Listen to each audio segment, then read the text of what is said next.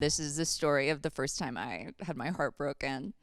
So when I was 14 years old, I went to my first theater party with my then boyfriend. It was at this guy Sam Bell's house, name changed to protect the innocent.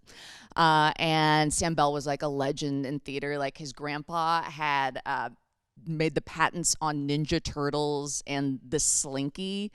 So he was like incredibly rich, and his parents sent him to boarding school because he kept sneaking out of their mansion to hook up with chicks.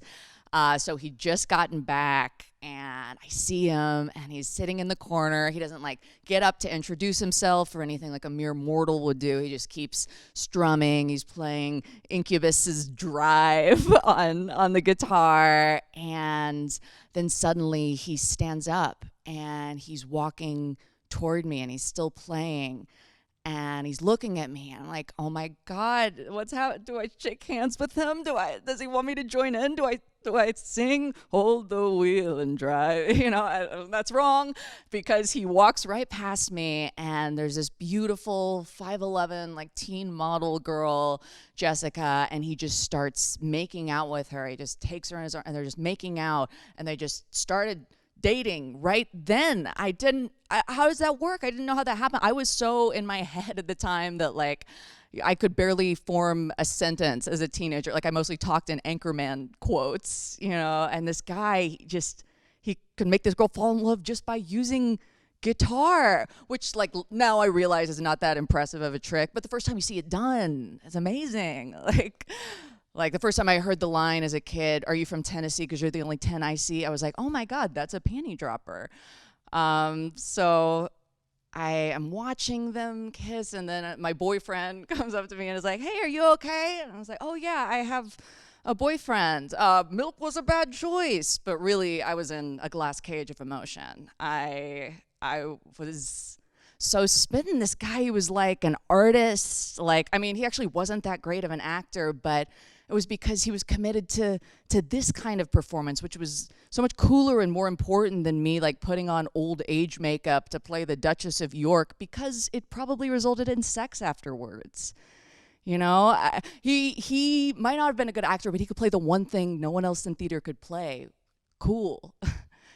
So I pined after this guy for years. Finally, we're both cast as leads in the play, and finally we're getting time to talk to each other.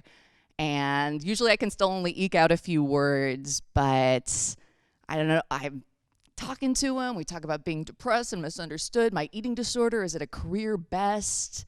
It feels like it's all working. And at prom, he pulls me aside and he says the words I've been waiting to hear, kind of, which is, "I need to talk to you. Wait for July." So, okay, not quite the words I was hoping to hear, but they're coming. They're coming. I just have to wait for July. And July comes, and I don't hear from him. And I can't Facebook stalk him, because that was back when you had to be in college to even have a Facebook. And I'm waiting, looking at my phone all day. And then finally I hear July 31st, his band is playing a concert. That's what he's waiting for. He knows I'll come to the concert. So I get all dressed up. I apply body glitter everywhere. I wait the whole concert. I watch it. He's ignoring me the whole time. And finally, he's putting his instruments away. I follow him to his car, and I say, "It's July." And he says, "Go home." And so I realize he wants to come over. That's what that means. He's gonna throw rocks at my window. You can't do this whole thing here with all the people around. It'll be a whole romantic thing. He'll call, he'll sneak in, and I stay up all night waiting, and I wait for a long time after that. And finally, 2 years later, I hear that he got Jessica pregnant, and they're getting married.